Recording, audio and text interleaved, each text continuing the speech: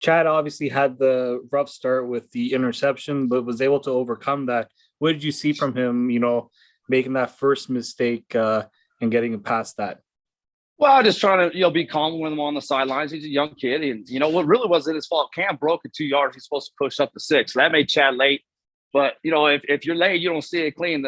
It's okay to kick. So if it's out there, come to your low level check down or run, and that's stuff he's going to learn as we get through this process. Chad's going to continue to get better. He's going to learn from some of his mistakes, but that started with Cam and then it ended with Chad. But I thought for the most part, he bought in and continued to grow, and he's a mentally strong kid. I'm not worried about if we have a mistake, he's going to bounce back.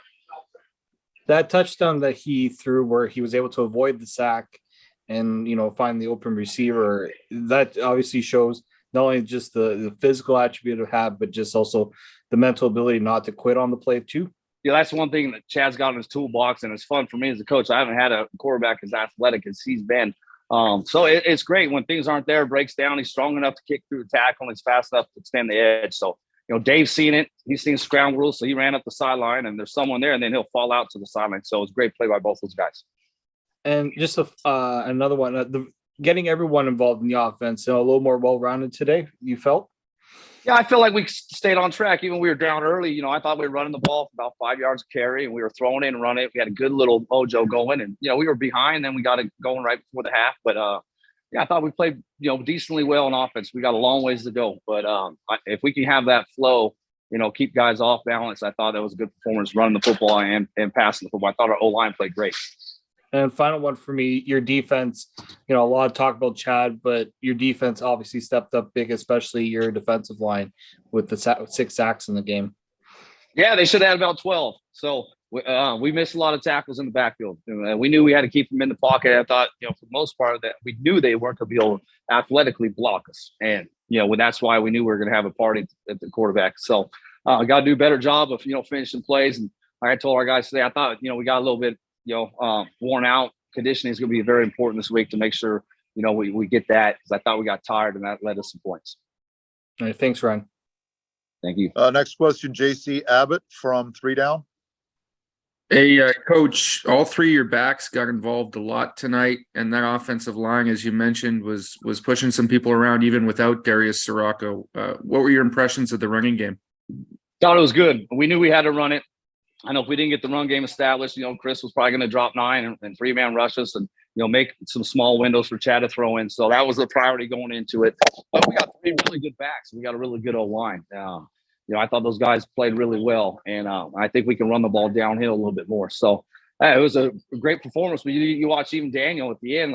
Those are some really good runs. Daniel's going to be a great football player. Unfortunately for him, he's got 2 all-stars ahead of him, and one for sure Hall of Famer. AJ's Hall of Fame caliber if he can play long enough. But those guys played hard and played pretty well. David Ungerer had that touchdown and the punt block. He's a guy who's been around the league for a while, but maybe hasn't gotten a lot of recognition or play time on offense. What can you say about him tonight? Well, Dave's a football player, and we knew that coming in. I watched him when he was at Idaho and when I was in Calgary at the time, and watched some of his film. I always felt like he's a good football player. His dad's a football coach at NAU, so he's got that DNA, and he's just a great addition to the locker room. So I'm happy to have him. That's the tough thing. We got so much depth, but you can see a block punt. What he did with the ball in his hand and certain things. And Dave's a great football player, and he's a great locker room guy. So I'm happy he's a part of our team.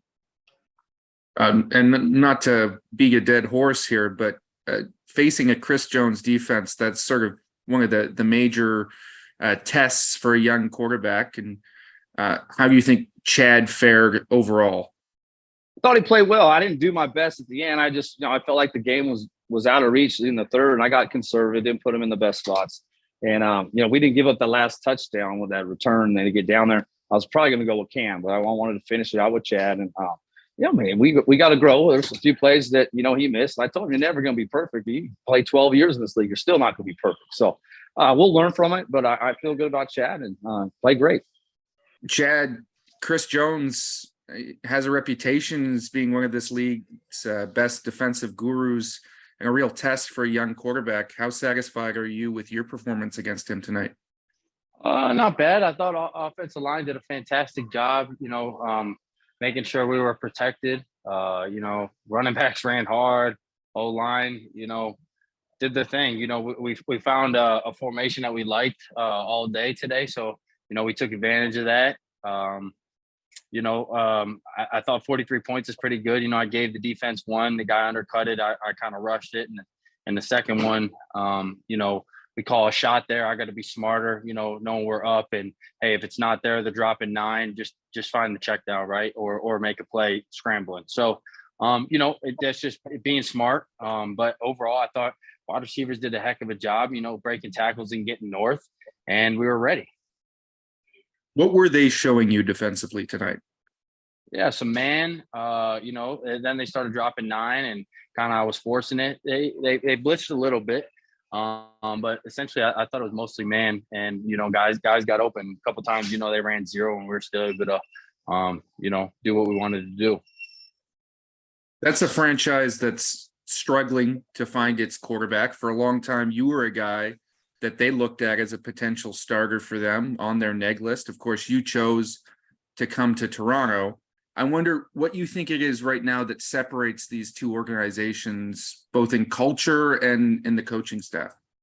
Yeah, I can't comment on what the culture is over there. I know, at least in Toronto, it's a good one from top to bottom. Coaches, the training staff, the equipment guys, obviously the players have a 2% mindset. But, we come in and work extremely hard every day. We make sure we get the work in, and fun can wait till after we win. Awesome. Thank you, Chad. Yep, thank you. We go now to David Morisuti. David? Chad, just your overall thoughts on, obviously the offensive line helped big time, especially with the running game, but, you had to make some tough throws, and it seemed like you wanted to get everyone more involved in this one. You're able to spread the ball a bit more on this one. Yeah, I thought, going into the game, obviously Curley was out, right? So, Dave and Brissett had to fill in really well, and they did their thing out there. Obviously, even on special teams, Dave's making plays. So, that's good to see. Offensive line with Darius, not being able to go for game time, and Pete having to step right in there as well. That was awesome. So, I think overall guys filled their spots, and we're consistently getting better. We should have hung a few more points on the board, and we shot ourselves in the foot a couple times. But it's still early in the season. We got the win, and I'm sure defense wants some things back. Special teams does too, and so does offense. So we just got to keep on learning and getting better each and every snap, not just every day. How important was it to have some of those longer drives and, ability to mix in the run and get those, big passes in?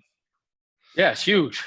When we kind of have an idea of what we want to do to establish, drives, we got to be able to run the ball. Whatever they're playing on defense, we just got to make sure we're going north and south. When we stay ahead of the sticks, we're pretty hard to beat. So, we just got to consistently keep on getting better, manage situations a little better, and we'll get better each and every day, and it's a process. And final one for me, the touchdown where you almost get sacked on, what was kind of going through your mind on the play there? You have obviously try to avoid the sack, but then also try to make a play at the same time. What's kind of the mindset there? Yeah, I was going to throw it to Didi on the right side, and I couldn't really see the Mike Backer kind of hanging out over there. So, I came back to my check down, and I saw the guy in my face, and I tried making a play, and then once I saw the corner kind of bite up, Dave threw his arm up that he was gone, and that's just Dave making plays, and he makes those in practice. He does a fantastic job. Obviously, he's a savvy guy. He's been around the league for a while, and he's an extremely hard worker and wants to do it right. And we just got to keep on harping. Hey, this is how it's done. This is how we get better. Royce, that your play there, it almost seemed like your eyes lit up as you got that football and you saw the open end zone there. Yeah, absolutely. It's kind of a play. I guess every safety kind of hopes the quarterback throws, and it was kind of something I was kind of glad I was able to get early in the season. How does it feel to to run one in, and I guess you were making sure you're holding on to that ball really tight afterwards on the sidelines there? We'll just preach ball security, so even though we're on defense, we still got to secure it all the way through. The defense was a big story tonight. You know, obviously, the defensive line getting to the quarterback 6 times, but also, you know, you guys didn't give up as many big plays yourselves on, you know, in the defensive. Ryan said there were some things to clean up, but how did you feel like the whole defense played as a unit? Oh no, absolutely. We hold ourselves to a certain standard, a certain level, and even though like there were plays that were made, there was a lot of plays that we had left also, and it's not how we did that we kind of hold ourselves to. It's, you know, the potential of what we could have been, and so every week, every day going forward, we're going to hold ourselves to that and try to clean up all those mistakes. I know you guys were focused on Edmonton today. Now next week you guys have BC, who are, you know, right now the talk of the CFL with how they've played to start the season. How quickly does the mindset now change after a win like this to know that it's going to get tougher now? The mindset is when we get in tomorrow, we got to clean up today. We just got to clean up what we did. We focus on what we do and how we play, and then once we've kind of, I guess, corrected all that, then we start shifting our focus and, you know, seeing what they're doing. And final one for me to see, you know, Jamal, you know, get that fumble. It looked like, obviously, it looked like it was gonna be a touchdown, but then for him to get it out, that must have been, you know, just one of those never quit on a play moments. Yeah, absolutely. That just shows exactly what kind of player Jamal has always been, but also what kind of defense. And like I said, like the standard we hold, we go to that whistle. And if he's got 1 inch to that goal line, we're going to that. Ain't nothing less. All right. Thanks, Royce, and congrats on the win. Thank you very much. Have a great day. Up next, JC Abbott from 3 Down Nation.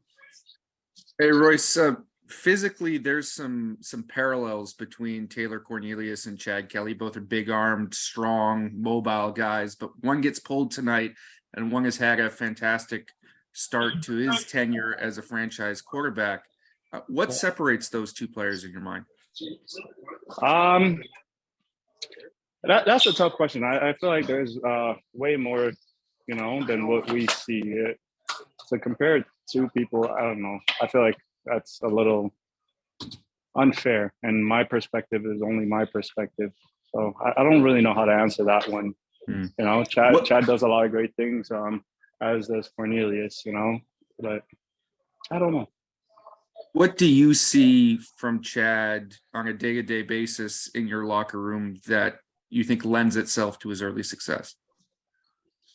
If there's one thing I see, like, he's in here working.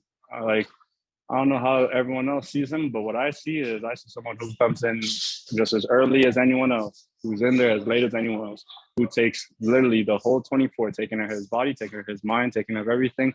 And while he's up here, I know one thing: he is locked in on football. So, and that's one thing I'd love to see. You did get a taste of a new quarterback, Jarrett Daggy, when he got in the game there in the fourth quarter, scored a couple of touchdowns against you guys. What are your initial impressions of him? Good player, real good player. But my impressions are mostly of us, and we just got to do better. He's a good player, and I give him that. But truth be told, I focus on us and the guys in here, and I focus on my 12 on my side of the ball. Thanks, Royce. Thank you very much, AC. Final question, Frank Stanichi.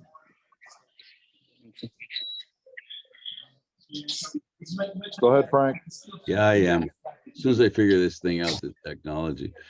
Tell us from your perspective, going into this game, what were you looking to accomplish in game 2 overall?